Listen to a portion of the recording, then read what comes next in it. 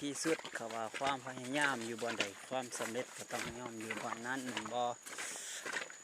นี่ได้หอยมาแล้วพี่น้องเอ้ยมาเล่งสิเฮ็ดกินได้สิถ่ายรูปให้เบิ่งเด้อดีใจบ่ที่ว่าได้หอยดีใจแล้ววะสิตอนนี้ก็กำลังพากันกลับบ้านแล้วเนาะกลับเมืองแล้วเห็ดก้อนโถกินเด้อกินก้อยเด้อกินเห็ดแก้วเด้อจอดคลิปจากที่ว่าเก็บหอยแล้วครับพอดีว่าเรียวเห็นหน่อไม้บงเนาะเป็นมาสิคุดเอาก่อนทีนี้ก็เก็บแล้วยามนี้ก็เก็บสาวให้สาวหน้าบ่จะเป็นต้องซื้อพี่น้องเอ้ยซื้อแต่เกลือแป้งนัวก็พอ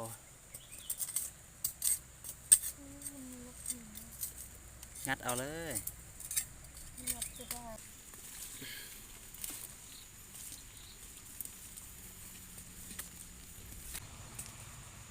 โอเค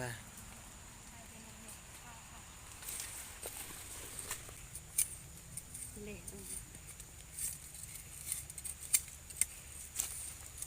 เล่นน้ำได้มันนี่เนาะคนงานพอได้เกงมือแรงเดี๋ยวปอกเปลือกอะไรได้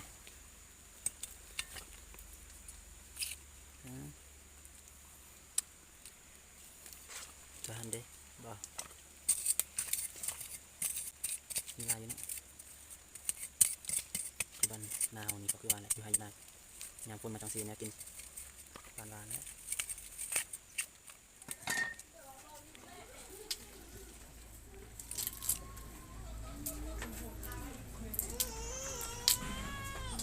ปอกแล้วหมดปอกให้ตรงนี้ด้วย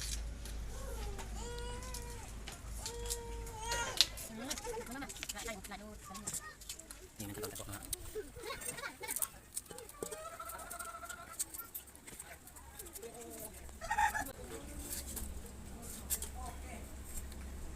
จากที่ปล่อยสำเร็จแล้วก็ประมาณนี้เลยเนาะนี่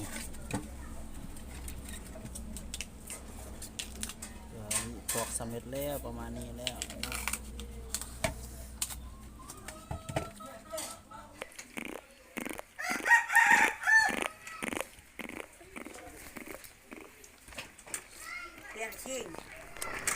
บ่ให้บ่ให้บ่ให้ไปบ่ให้บ่ให้บ่ให้บ่ให้บ่ให้ว้าไอ้ตัวนี้ขี้รักเด้อไอ้ตัวนี้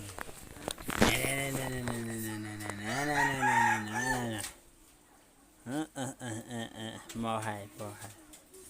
บ่ให้บ่ให้บ่ให้หลังจากที่ปอกแล้วเนาะได้ประมาณหมดขั้นตอนล้างน้ำแล้วประมาณนี้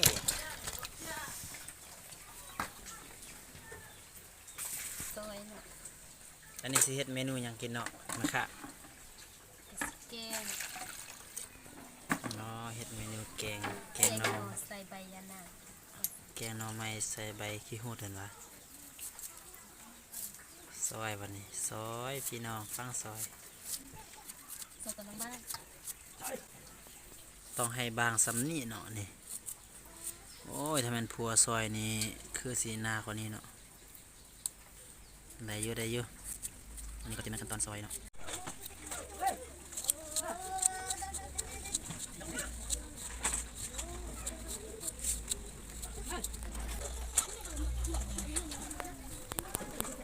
มีเนื้อมีเนื้อ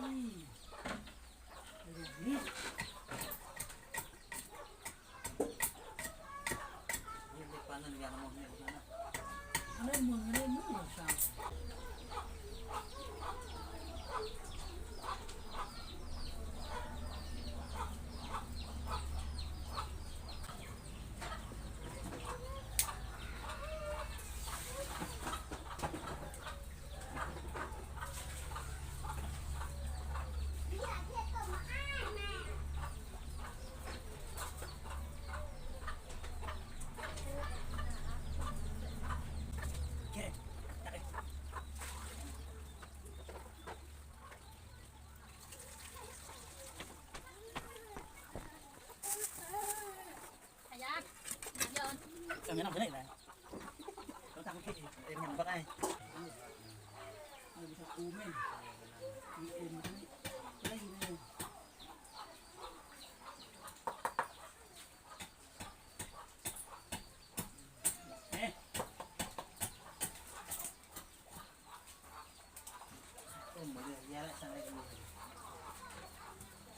หลังจากที่ว่าได้ห้อยมาหอดเฮือนก็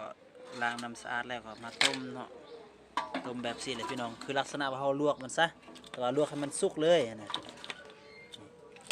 จนว่าฟ้าอัดปากมันนี่เริ่มออกแล้วเนาะนี่แบบนี้วันนี้เราก็สิ ฟาดปะ จกเอาเนื้ออยู่ทางในเนี่ยออกมาเนาะ ก็ห้อยนี้ขาดปากไอ้ นี่เดี๋ยวสิเฮ็ดให้เบิ่งตามขั้นตอนเลย น้องอ่ะ พี่น้องเอ้ยเฮ็ดแบบนี้นี่จกตัวนี้เนาะนี่เห็นบ่ ขี่มาโต แล้วก็เอาขี้อันนี้ออกมันจะมีขี้สองสันเนาะ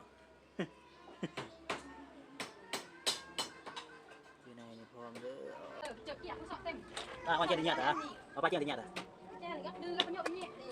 กินจุกหางเอาใกล้ยุกมันจะอุ้มมันน่ะ มือมากู้มันจิตทันกินข้าว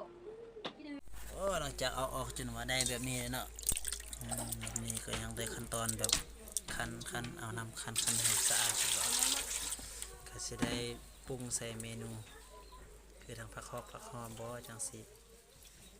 ลักษณะว่าก้อยห้อยอะนะ เดี๋ยวสำเร็จแล้วจะพาพี่น้องไปกินเด้อทางกลางปื้อนี่เซ็ต